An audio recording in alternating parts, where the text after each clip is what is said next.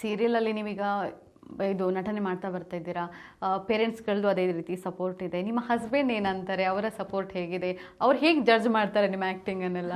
ಅಲ್ಲ, ಅವ್ರ ಸಪೋರ್ಟ್ ಇಲ್ಲ ಅಂದಿದ್ರೆ ಇಷ್ಟು ದಿನ ಮಾಡೋಕ್ಕಾಗ್ತಿರ್ಲಿಲ್ಲ ಅನ್ಸುತ್ತೆ. ಇಲ್ಲ, ನನಗೆ ಪೇರೆಂಟ್ಸ್ ಆಗಲಿ, ಹಸ್ಬೆಂಡ್ ಆಗಲಿ, ನನ್ನ ಇನ್ಲಾಸ್ ಆಗಿರಲಿ, ಅತ್ತೆ ಮಾವ ಆಗಿರಲಿ, ಎಲ್ಲರೂ ಸಪೋರ್ಟ್ ಮಾಡ್ತಾರೆ. ಓಕೆ. ಅವರು ಈಗ ನನ್ನ ಹಸ್ಬೆಂಡ್ ನನ್ನ ಸೀರಿಯಲ್ಸ್ ನೋಡ್ತಾರೆ. ಅವ್ರು ಹೇಳಲ್ಲ? ನಾನು ಕೇಳಿದ್ದೀನಿ, ನನ್ನ ಸೀರಿಯಲ್ ನೋಡ್ಲಿ, ನೀವಲ್ವಾ ನನ್ನ ಫಸ್ಟ್ ಫ್ಯಾನ್, ನನ್ನ ಸೀರಿಯಲ್ ನೀವು ನೋಡಿಲ್ಲ ಅಂದ್ರೆ ಮತ್ತೆ ಯಾರು ನೋಡ್ತಾರೆ, ನೀವೇ ನೋಡ್ಬೇಕು ಅಂತ ನೋಡ್ತಾರೆ. ಅವ್ರು ನೋಡ್ತಾರೆ. ಈಗ ಜಡ್ಜ್ ಹೇಳ್ತಾರೆ, ಏನಾದ್ರೂ ಮಿಸ್ಟೇಕ್ ಇದ್ರೆ ನಾ ಕೇಳ್ತೀನಿ, ಕರೆಕ್ಟ್ ಆಗಿ ಮಾಡ್ತಾ ಇದೀನಾ, ಜಾಸ್ತಿ ಮಾಡ್ತಾ ಇದೀನಿ ಅಂತ ಅನಿಸ್ತಿದ್ಯಾ ಅಥವಾ ಕಡಿಮೆ ಮಾಡ್ತಾ ಇದೀನಿ ಅಂತ ಅನಿಸ್ತಿದ್ಯಾ, ತೀರಾ ಅಂದ್ರೆ ತೀರಾ ಸಟಲ್ ಆಗಿ ಮಾಡ್ತಾ ಇದೀನಿ ಅಂತ ಅನಿಸ್ತಿದ್ಯಾ ಅಥವಾ ಪರ್ಫೆಕ್ಟ್ ಆಗಿ ಮಾಡ್ತೀನ, ನ್ಯಾಚುರಲ್ ಆಗಿ ಮಾಡ್ತಾ ಇದೀನಾ. ನಾನು ಎಲ್ಲಾ ಪ್ರಶ್ನೆನೂ ಅವ್ರನ್ನೇ ಕೇಳೋದು.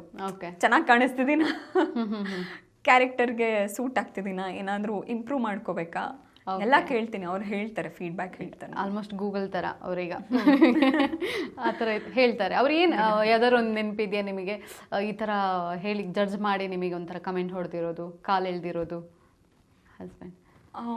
ಆ ಥರ ಪರ್ಟಿಕ್ಯುಲರ್ ಆಗಿ ಯಾವುದು ನೆನಪಿಲ್ಲ.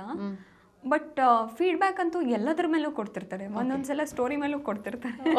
ಅಥವಾ ಏನಾದರೂ ಮಿಸ್ಟೇಕ್ ಆಗಿದ್ರೆ ಮಾತ್ರ ಅದನ್ನ ಫಸ್ಟ್ ಹೇಳ್ತಾರೆ, ನೋಡಿ ಇಲ್ಲೇನೋ ಈ ಥರದ್ದು ನಾನೇ ಮಾಡಿದ್ರು, ನೀನು ಇಲ್ಲೇನೋ ಸ್ವಲ್ಪ ಫಂಬಲ್ ಮಾಡಿಬಿಟ್ಟಿದ್ದೆ ನೋಡು ಅದನ್ನ, ಅಥವಾ NG ಶಾರ್ಟ್ ಹಾಕಿದರೆ ನೋಡು ಅದು ಏನೋ ಎಡಿಟಿಂಗ್ ಸರಿಯಾಗಿ ಮಾಡಿಲ್ಲ, ಅವರು ಏನೋ ಬೇರೆ ಹಾಕಿದ್ದಾರೆ, ಈ ಥರದ್ದೆಲ್ಲ ಹೇಳ್ತಾರೆ. ನಾನು ತಪ್ಪು ಮಾಡಿದ್ರು ಹೇಳ್ತಾರೆ, ಬೇರೆ ಯಾರ ಕಡೆಯಿಂದನಾದರೂ ತಪ್ಪಾಗಿದ್ರು ಹೇಳ್ತಾರೆ.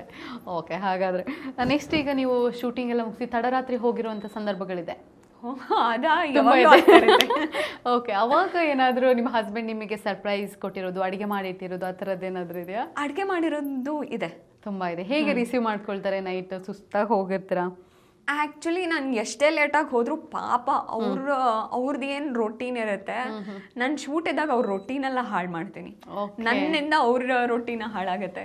ಅವ್ರು ಬೇಗ ಎದ್ದೇಳ್ತಾರೆ 5 o'clockಗೆ. ಪಾಪ ಅಷ್ಟು ಬೇಗ ಎದ್ರೂ ರಾತ್ರಿ ನಾನು ಎಷ್ಟು ತಡವಾಗಿ ಹೋದರೂ ಅವ್ರು ನನಗೋಸ್ಕರ ಕಾಯ್ತಿರ್ತಾರೆ. ನಾನು ಹೋಗೋವರೆಗೂ ಮಲ್ಕೊಳ್ಳಲ್ಲ. ಸೊ ನಾನು ಬರಲಿ ಅಂತ ಕಾಯ್ತಿರ್ತಾರೆ. ಇನ್ ಕೇಸ್ ನೈಟ್ ಶೂಟ್ಸ್ ಏನಾದರೂ ಇದ್ರೆ ಅವಾಗ ಹೇಳಿರ್ತೀನಿ, ಮಲ್ಕೋತಾರೆ. ಓಕೆ. ಸೊ ಹೀಗೆ ರೆಗ್ಯುಲರ್ ಶೂಟಲ್ಲೇ ಏನಾದ್ರು ಲೇಟ್ ಆದರೆ ನಾನು ಬರೋವರೆಗೂ ವೆಯ್ಟ್ ಮಾಡ್ತಾರೆ. ಅತ್ತೆ ಮಾವ ಊರಲ್ಲಿಲ್ಲ ಅಂತಂದರೆ ಅವರೇ ಅಡುಗೆ ಮಾಡ್ಕೊಂಡ್ರೆ, ನನಗೆ ಆಗ್ತಾನೆ ಇಲ್ಲ ನೀವೇ ಏನಾದರೂ ಮಾಡ್ಕೊಳ್ಳಿ ಅಂದ್ರೆ ಅವರೇ ಮಾಡ್ಕೋತಾರೆ. ಓಕೆ. ಸೊ ಅದೇ ಯೂಟ್ಯೂಬ್ ಎಲ್ಲ ನೋಡಿಕೊಂಡು ಅದು ಇದು ಎಕ್ಸ್ಪೆರಿಮೆಂಟ್ ಮಾಡಿ ಒಂದಿನ ಟೊಮ್ಯಾಟೊ ಗೊಜ್ಜು ಮಾಡಿದ್ರು. ಓಕೆ. ಸೊ ಅವ್ರು ತಿಂದು ನಾನು ಬರೋವರೆಗೂ ಅದನ್ನು ನಾನು ಟೇಸ್ಟ್ ಮಾಡಲಿ ಅಂತ, ನಾನು ಯೂಶಲಿ ತುಂಬ ಲೇಟ್ ನೈಟ್ ಊಟ ಮಾಡಲ್ಲ. ಸೊ ನಾನು ಟೇಸ್ಟ್ ಮಾಡಲಿ ಅಂತ ಸ್ವಲ್ಪ ಇಟ್ಟಿರ್ತಾರೆ ನನಗೋಸ್ಕರ. ಪಾಪ. ನಿಮ್ಮಿಬ್ಬರ ನಡುವಿನ ಒಂದು ಸ್ವೀಟ್ ಮೆಮೊರಿ ಅಥವಾ ಮೂಮೆಂಟನ್ನು ಶೇರ್ ಮಾಡ್ಕೊಳ್ಳೋದಾದರೆ? ಇದು ಅಂತಲ್ಲ, ನನಗೆ ನಾನಿನ್ನು ನಮ್ಮನೆ ಯುವರಾಣಿ ನಡಿಬೇಕಾದ್ರೆ ತುಂಬ ಸಲ ಬಂದು ಪಿಕ್ ಮಾಡಿಕೊಂಡು ಲಾಂಗ್ ಡ್ರೈವ್ಸ್ ಹೋಗಿದ್ದೀವಿ. ಓಕೆ. ಆ ಥರ ಇದರಲ್ಲಿ ಅಷ್ಟು ಮಾಡಿಲ್ಲ ಇನ್ನೂ ಲಾಂಗ್ ಡ್ರೈವ್, ಅಂದರೆ ದೂರ ಇದೆ ಇದು ತುಂಬ ಲೊಕೇಶನ್ಸು. ಓಕೆ. ಸೊ ಅಷ್ಟು ಹೋಗಿಲ್ಲ ಈ ಇದರಲ್ಲಿ, ಸ್ನೇಹದ ಕಡಲಲ್ಲಿ. ಅಲ್ಲಿ ತುಂಬ ಬರ್ತಿದ್ರು, ಅದು ನಿಯರ್ ಬೈ ಇರ್ತಿತ್ತು, ನಾಗರಬಾವಿ ಆ ಥರ, RR ನಗರ ಆ ಥರ. ರಾತ್ರಿ ಸರ್ಪ್ರೈಸ್ ಆಗಿ ಬಂದು ಸುಮಾರು ಸಲ ಲಾಂಗ್ ಡ್ರೈವ್ ಕರ್ಕೊಂಡು ಹೋಗಿದ್ದಾರೆ. ಇಬ್ರಿಗೂ ಲಾಂಗ್ ಡ್ರೈವ್ ಅಂದರೆ ಇಷ್ಟ. ಸೊ ಸುಮಾರು ಸಲ ಶೂಟಿಂಗ್ ಮುಗಿಸ್ಕೊಂಡು ಲಾಂಗ್ ಡ್ರೈವ್ಗೆ ಹೋಗಿದ್ದೀವಿ. ಈಗ ನಮಗೆ ನಿಮ್ಮ ಲವ್ ಸ್ಟೋರಿ ಬಗ್ಗೆ ಹೇಳ್ತಾ ಹೋಗಿ. ಲವ್ ಸ್ಟೋರಿ ತುಂಬ ಇದಾಗೇನಿಲ್ಲ, ತುಂಬ ಸಪ್ಪೆ ಆಗಿದೆ. ಪರವಾಗಿಲ್ಲ, ಹೇಳಿ. ಅದೇ ನಾನು ಅಭಿನಯದ ರಂಗದಲ್ಲಿ ಇಬ್ರು ಮೀಟ್ ಆಗಿದ್ದು. ಅವರು ಥಿಯೇಟರ್ ಮಾಡಿದ್ದಾರೆ 1 year. ಹೌದು. ಅವ್ರಿಗೆ ಪ್ರೆಸೆಂಟ್ ಏನು ಮಾಡ್ಕೊಂಡಿದ್ದಾರೆ? ಅವರು ಟ್ರೇಡಿಂಗ್ ಮಾಡ್ತಿದ್ದಾರೆ ಫುಲ್ ಟೈಮ್. ಓಕೆ. ಅವ್ರು ಅದಕ್ಕೆ ಬರಲಿಲ್ಲ ವಾಪಸ್? ಅವರು ಸ್ಟಾರ್ಟಿಂಗಲ್ಲಿ ಅವಾಗೆಲ್ಲ ಕ್ರೈಮ್ ಫೈಲ್ ಬರ್ತಿತ್ತಲ್ಲ, ಅದ್ರಲ್ಲಿ ಮಾಡಿದ್ದಾರೆ, ಒಂದಷ್ಟು ಎಪಿಸೋಡ್ಸ್ ಮಾಡಿದ್ದಾರೆ. ಅದಾದ್ಮೇಲೆ ಇಲ್ಲ, ಮಾಡಲಿಲ್ಲ. ಆಮೇಲೆ ನೀವೇ ಈಗ? ನಾನೇ. ಅದಾದ 6 years ಆದ್ಮೇಲೆ ನಿಮ್ಮ ಮದುವೆ ಆಗಿತ್ತು. ಮನೇಲಿ ಹೇಗೆ ಗೊತ್ತಾಯ್ತು? ಅವ್ರು ಹೇಗೆ ಒಪ್ಕೊಂಡ್ರು? ಹೌದು, ಮನೇಲಿ ಗೊತ್ತಾಯ್ತು. ಮನೇಲಿ ಗೊತ್ತಾದ್ಮೇಲೆ ಮನೇಲೂ ಏನು ಒಪ್ಪೋಸ್ ಮಾಡಲಿಲ್ಲ, ಈಸಿಯಾಗಿ ಒಪ್ಕೊಂಡ್ರು. ಸೊ ಅದಕ್ಕೆ ಹೇಳಿದ್ದು ಸಪ್ಪೆ ಆಗಿದೆ ಅಂತ. But still lucky ma'am. ಈಗ ನಾನು ರ್ಯಾಪಿಡ್ ಕ್ವಶನ್ಸ್ ಕೇಳ್ತೀನಿ ನಿಮಗೆ. ಶೂಟಿಂಗ್ ಸೆಟ್ನಲ್ಲಿ ಅತಿ ಹೆಚ್ಚು ಡೈಲಾಗ್ ಮರೆಯೋದು ಯಾರು? ಮೇಕಪ್ ರೂಮ್ನಲ್ಲಿ ಜಾಸ್ತಿ ಟೈಮ್ ಸ್ಪೆಂಡ್ ಮಾಡೋದು ಯಾರು? ತುಂಬ ಬೇಗ ರೆಡಿ ಆಗೋದು ನಾನೇ. ಆ್ಯಕ್ಚುಲಿ ಎಲ್ಲ ರೇಗಿಸ್ತಿರ್ತಾರೆ, ಸಮೀಪ್ ಎಲ್ಲ ರೇಗಿಸ್ತಿರ್ತಾರೆ, ನೀನು ಹುಡುಗನ ಎಷ್ಟು ಬೇಗ ರೆಡಿ ಆಗಿ ಬರ್ತೀಯಾ ಅಂತ. ಓಕೆ, ತುಂಬ ಬೇಗ ರೆಡಿ ಆಗೋದು ನಾನೇ. ಓಕೆ. ಮನೇಲಿ ಆ್ಯಕ್ಚುಲಿ ನನ್ನ ಹಸ್ಬೆಂಡ್ ಕಂಪ್ಲೇಂಟ್ ಮಾಡ್ತಾರೆ, ಎಷ್ಟೊತ್ತು ತಗೋತೀಯ ರೆಡಿ ಆಗೋದು ಅಂತ. ಬಟ್ ಶೂಟಿಂಗಲ್ಲಿ ತುಂಬ ಬೇಗ ರೆಡಿ ಆಗ್ತೀನಿ. ಮನೇಲೂ ಅಷ್ಟೊತ್ತು ತಗೊಳಲ್ಲ, ಅಂದ್ರೆ ಬೇರೆ ಎಲ್ಲ ಕೆಲಸನೂ ಮಾಡಿರ್ತೀನಿ, ಅವ್ರು ಅದೆಲ್ಲ ಲೆಕ್ಕಕ್ಕಿಟ್ಟಿರಲ್ಲ. ಓವರ್ ಆಲ್ ಹೇಳ್ತಾರೆ ಲೇಟ್ ಆಯ್ತು ನಿನ್ನಿಂದ ಅಂತ ಮನೇಲಿ.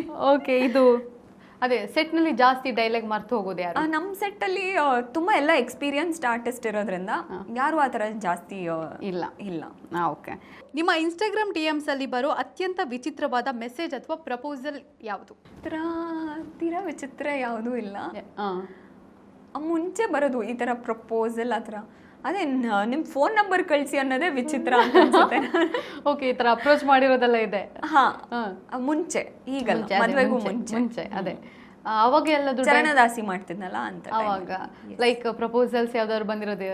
ನಿಮ್ಮನ್ನ ತುಂಬಾ ಇಷ್ಟಪಡ್ತೀನಿ, ನಿಮ್ಮ ಫೋನ್ ನಂಬರ್ ಕೊಡಿ, ಮಾತಾಡಬೇಕು, ಆ ಥರದ್ದೆಲ್ಲ ಆಗಿದೆ. ಸ್ಯಾಂಡಲ್ವುಡ್ ಅಥವಾ ಇಂಡಸ್ಟ್ರಿಯಲ್ಲಿ ನಿಮ್ಮ ಸೀಕ್ರೆಟ್ ಕ್ರಶ್ ಯಾರು? ನನಗೆ ಮುಂಚೆಯಿಂದನೂ ರಮೇಶ್ ಅರವಿಂದ್ ಸರ್ ಅಂದರೆ ತುಂಬ ಇಷ್ಟ. ಓಕೆ. ಆ್ಯಕ್ಚುಲಿ ಆ್ಯಕ್ಟಿಂಗ್ ಇಲ್ಲದಿದ್ದರೆ ಕಾವ್ಯ ಇವತ್ತು ಏನಾಗಿರ್ತಾ ಇದ್ರು? Fashion designer. ಓಕೆ. ಶೂಟಿಂಗ್ ಸ್ಪಾಟ್ನಲ್ಲಿ ಕಾವ್ಯಗೆ ಸಖತ್ ಬೇಗ ಕೋಪ ಬರಿಸೋ ವಿಷಯ ಯಾವುದು? ಇವತ್ತು ಲೇಟ್ ಆಗುತ್ತೆ ಅನ್ನೋದು. ಅದೊಂದು ಟೈಮ್ ಅನ್ನೋದಿಲ್ಲ. ಆ್ಯಕ್ಚುಲಿ ಕೋಪ ಅಲ್ಲ, ಬೇಜಾರಾಗುತ್ತೆ. ಓಕೆ. ಕೋಪ ಬರೋದು ಅಂತಂದರೆ ಏನು, ಬೆಳಗ್ಗೆ ಹೋಗಿರ್ತೀವಿ, ಸಂಜೆವರೆಗೂ ನಮ್ದು ಶಾರ್ಟ್ ಇಲ್ಲ ಅಂತ ಗೊತ್ತಾಗುತ್ತಲ್ಲ, ಅವಾಗ ಕೋಪ ಬರುತ್ತೆ. ಆ್ಯಕ್ಚುಲಿ ಲೇಟ್ ಆಗುತ್ತೆ ಅಂದ್ರೂ ಕೋಪ ಬರಲ್ಲ. ಬೆಳಗ್ಗೆನೆ ನಿಮ್ದೇ ಫಸ್ಟ್ ಶಾರ್ಟ್ ಅಂತ ಅಂದ್ಬಿಟ್ಟು ಕರೆಸ್ಬಿಟ್ಟು ಸಂಜೆವರೆಗೂ ಶುರು ಆಗಲ್ವಲ್ಲ, ಅವಾಗ ಕೋಪ ಬರುತ್ತೆ. ನಿಮ್ಮ ಹಸ್ಬೆಂಡ್ ನಿಮ್ಮ ಬಿಗ್ಗೆಸ್ಟ್ ಫ್ಯಾನಾ ಅಥವಾ ಬಿಗ್ಗೆಸ್ಟ್ ಕ್ರಿಟಿಕಾ? ಬೋತ್. ಸಮ್ಟೈಮ್ಸ್ ಫ್ಯಾನು, ಹೌದು, sometimes fan and sometimes critic. Okay. Kavya ಅವರಿಗೆ ಆ್ಯಕ್ಟಿಂಗ್ ಬಿಟ್ಟರೆ ಬೇರೆ ಯಾವ ವಿಷಯದಲ್ಲಿ ಸಖತ್ ಇಂಟ್ರೆಸ್ಟ್ ಇದೆ? ನನಗೆ ಸುಮಾರು ವಿಷಯದಲ್ಲಿ ಇಂಟ್ರೆಸ್ಟ್ ಇದೆ, ಅದು ಪ್ರಾಬ್ಲಮ್. ಅದು ಬ್ರೈನ್ ಸೆಲ್ಸ್ ಒಂದಿದೆ, ಅದು ಹಾಗೆ ಎಲ್ಲದೂ ಆಗಬೇಕು ಅನ್ನೋ ಅದೊಂದು ಬ್ರೈನ್ ಸೆಲ್ ಇದೆ. ಏನಂದರೆ ಅದೇ ಕೇಳ್ತಿರ್ತಾರೆ ರಜಾ ಇದ್ದಾಗ ಏನು ಮಾಡ್ತೀಯ ಅಂತ. ಸುಮಾರಿದೆ, ಏನು ಮಾಡ್ಬೇಕನ್ನೋದೇ ಗೊತ್ತಾಗಲ್ಲ. ನನಗೆ ಮ್ಯೂಸಿಕಲ್ಲಿ ಇಂಟ್ರೆಸ್ಟ್ ಇದೆ, ಡ್ಯಾನ್ಸಲ್ಲಿ ಇಂಟ್ರೆಸ್ಟ್ ಇದೆ, ಡ್ರಾಯಿಂಗಲ್ಲಿ ಇಂಟ್ರೆಸ್ಟ್ ಇದೆ. ಸೊ ಬೇರೆ ಬೇರೆ ಏನಾದರೂ ನೋಡ್ತಿರ್ತೀನಲ್ಲ, ಇದು ಮಾಡ್ತಿರ್ತೀನಿ, ಅದು ಮಾಡ್ತಿರ್ತೀನಿ. ಬುಕ್ಸ್ ಓದೋದು ಅಂದರೆ ಇಂಟ್ರೆಸ್ಟು. ಓಕೆ. ಸೊ ಸುಮಾರು ವಿಷಯಗಳಲ್ಲಿ ತುಂಬ ಇದೆ. ಓಕೆ, ಎಲ್ಲದನ್ನು ಕನ್ಸಿಡರ್ ಮಾಡಿ. ಪಲ್ಲವಿ ಪಾತ್ರಕ್ಕೆ ಕಾವ್ಯ ಕೊಡೋ ರೇಟಿಂಗ್ ಎಷ್ಟು? 8/10. ಯಾಕಂದರೆ ಕೆಲವು ಸಲ ಈವನ್ ಪಲ್ಲವಿ ಅವಳು ತುಂಬ ಸ್ಟುಪಿಡ್ ಆಗಿ ಆಡ್ತಿರ್ತಾಳೆ, ಅದು ಕೆಲವೊಂದ್ಸಲ ಯಾಕೆ ಇವಳಿಗೆ ಅರ್ಥ ಆಗಲ್ವಾ ಅಂತ ಅನಿಸ್ತಿರುತ್ತೆ. ಓಕೆ. ಅದು ಬಿಟ್ಟು ಅದಕ್ಕೋಸ್ಕರ 2 ಮಾರ್ಕ್ಸ್ ಕಡಿಮೆ ಮಾಡ್ತೀನಿ. ಓಕೆ. ಈಗ ಯಾವುದಾದ್ರೂ ಒಂದನ್ನು ಮಾತ್ರ ತಕ್ಷಣ ಆರಿಸ್ಬೇಕು, ಪಲ್ಲವಿ ಪಾತ್ರನ ಅಥವಾ ರಿಯಲ್ ಲೈಫ್ ಕಾವ್ಯನ? Obviously real life Kavya. ಧಾರಾವಾಹಿಯ ಎಮೋಷನಲ್ ಸೀನ್ಗಳ ಅಥವಾ ರೊಮ್ಯಾಂಟಿಕ್ ಸೀನ್ಗಳ? Emotional scenes. ಓಕೆ. ಕಿರುತೆರೆ ಪ್ರೇಕ್ಷಕರ ಅಥವಾ ಹಿರಿತೆರೆ ಕನಸ? ಆಬ್ವಿಯಸ್ಲಿ ಇಲ್ಲಿವರೆಗೂ ಜೀವನ ಕೊಟ್ಟಿರೋದು ಕಿರುತೆರೆ. ಹೌದು, ಅವರು ಪ್ರೇಕ್ಷಕರು. ಓಕೆ. ಕುಮಾರ್ ಅವರ ಜೊತೆ ಲಾಂಗ್ ಡ್ರೈವಾ ಅಥವಾ ಸೆಟ್ನಲ್ಲಿ ಫ್ರೆಂಡ್ ಜೊತೆ ಕಾಫಿ ಟೈಮಾ? ಸ್ವಲ್ಪ ಕಷ್ಟ ಇದೆ ಚೂಸ್ ಮಾಡೋದು. ಓಕೆ. ಎರಡು ಇಷ್ಟ. ಫ್ರೆಂಡ್ ಏನು ಕಾಫಿ ಕುಡ್ಕೊಂಡು ಲಾಂಗ್ ಡ್ರೈವ್ ಹೋಗ್ತೀನಿ.